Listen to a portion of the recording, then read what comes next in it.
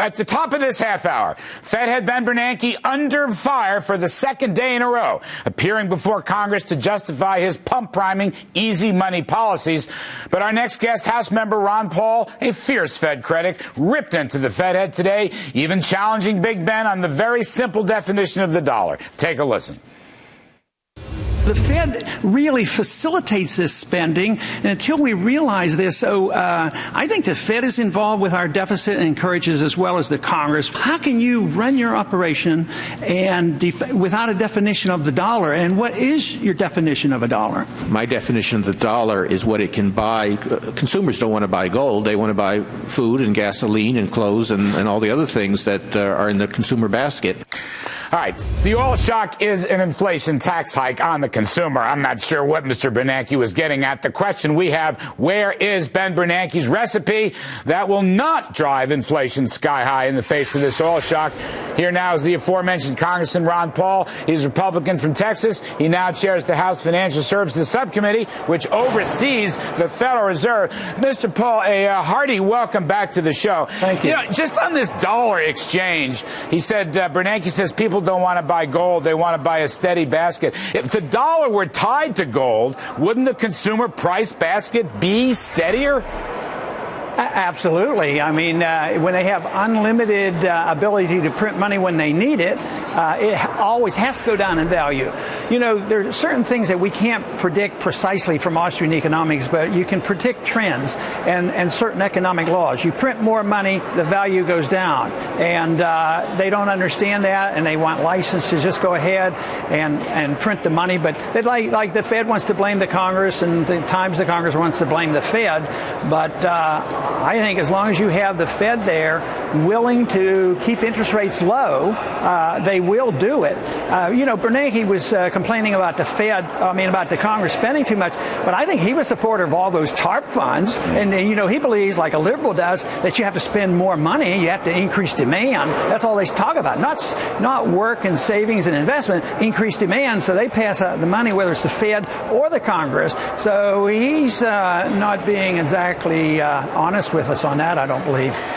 Congressman Paul, a lot of people are scratching their heads trying to figure out, in the last 2 days, what is Mr. Bernanke's plan with respect to the oil price shock that will not lead to a big inflation or a recession or both? Did you hear a Bernanke plan, or is it just going to be destroy the dollar? Well, he hints at that in his talk. He talked about he has a plan. He will do it. He wants the right amount of inflation, not like no inflation. The right amount is not too low and not too high. And if it gets too high, on one of his public interviews, he says, I absolutely 100% know exactly what to do. And for him, that is to raise interest rates. And I mentioned it to him there briefly that, yes, their solution for those problems is to slow down the economy in order to quiet the prices. And they think prices only come by higher demand. But they have to think about the supply and demand of the money. If there's less of demand for money, then, of course, the money is worth less and the prices will go up. But they will not address that. They have all this list of other things that causes inflation, oil shocks and foreigners and profits and everything else. But they never say, the real culprit in this is the Federal Reserve and their money machine. Would oil be $102 a barrel today if we had a sound dollar and a sound policy?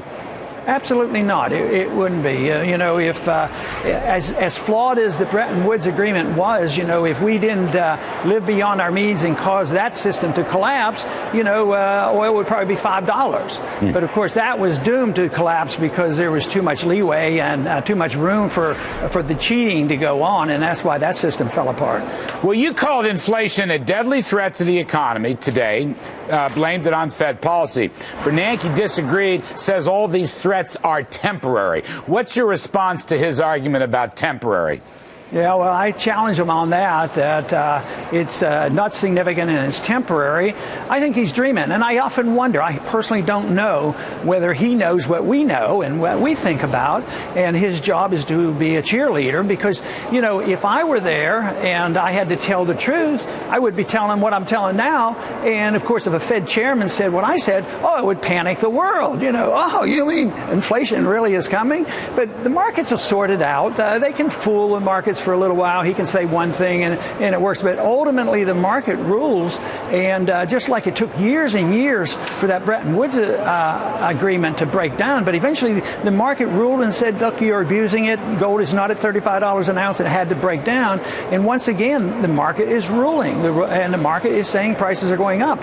What he doesn't have control of, and he thinks he does, is he has this monetary base, you know, almost tripled in size in these last couple of years, but it hasn't responded by the multiplier. It hasn't translated into usage. He has no control of that. That is controlled by the psychology of consumers and investors and you know, the velocity of money. All these things decide those things, and he doesn't have any control of that. The only thing he has control of is the supply of money, and he's already committed the heir, and he cannot rescind that very easily. It's going to end badly. I don't recall Mr. Bernanke in the hearing today or yesterday mentioning the fact that the consumer price index, 0.4 the last 2 months, each of the last 2 months, that's 5.1% at an annual rate. That is not price stability. That's not even a temporary whiff of inflation. That's already 5% inflation, sir, and that's before the gasoline price increases hit. Right, and that is without admitting that if you calculated with the old CPI, it's actually over 9%. You know, there is an economist that runs Shadow Stats, and he measures it, and he claims it's over almost 10% inflation rate. So, no, it's out there, and of course, what the markets want to hear, and they always emphasize on the mornings when they release these numbers is, but the core rate, we don't count food and energy, that doesn't count. And but it's going to be known. You can fool the markets for a while, but even as much complaining as I do about the power of the Federal Reserve and the power of these spendthrifts in Congress, markets are more powerful. They're stronger, and they will rule the day, and it just takes a little bit of time. Congressman Paul, just one other point. Regarding the oil shock itself and the potential shortage of oil because of the Libya and the Middle East and so forth, as a free market advocate, what would you recommend for U.S. energy policy? I mean, we shouldn't just be a cowering tiger, you know, everyone's picking on us. What should we be doing in the free market realm to produce more energy? Protect the free market. You know, I don't think we should subsidize anybody or encourage certain things, but we should get out of the way. We shouldn't interfere and say, grow corn and put it in ethanol. We shouldn't inhibit nuclear power. We shouldn't inhibit drilling. Get out of the way. And then if there is a real true oil shock, you know, that is out of our control in the Middle East, and we're not over there running the Middle East, you say, well, then what? Well, the price is going to go up. Price is a good signal. What did we do last time, a year or two ago? People drove their cars a lot less, saved a lot of gasoline, but we need to get the government out of the way. They don't have to have an energy policy and say, well, it's going to be natural gas, it's going to be ethanol, and it's going to be all these different things. The market will find the best price. People aren't buying these electric cars so far because so far the price isn't right. But I think what would happen is, let's say we didn't have any oil from the Middle East, but if we had a free market here, we'd probably have a lot of nuclear power. We'd have really super good electric cars and maybe true ethanol, you know, not based on subsidies, and maybe it would come from sugar cane or even hemp. I mean, the market should see, we're not even allowed to raise hemp in this country, and it's a pretty good source of ethanol. So we've done a lot, but my policy would be to restore the free market and get the government out of the way. Congressman, last one briefly, sir, if you would, with the certain amount of economic policy chaos and the threat of inflation and the threat that it's the 1970s all over again, is this your moment to run for president? Well, that I don't know, but it might be an opportunity under these conditions for me to keep speaking out. So whether I run or not, I hope I still have an ability to reach some people, and I appreciate very much your willingness to have me on your program. Anytime, sir. We always have a place, and the free market must rule. Representative Ron Paul, I can't thank you enough.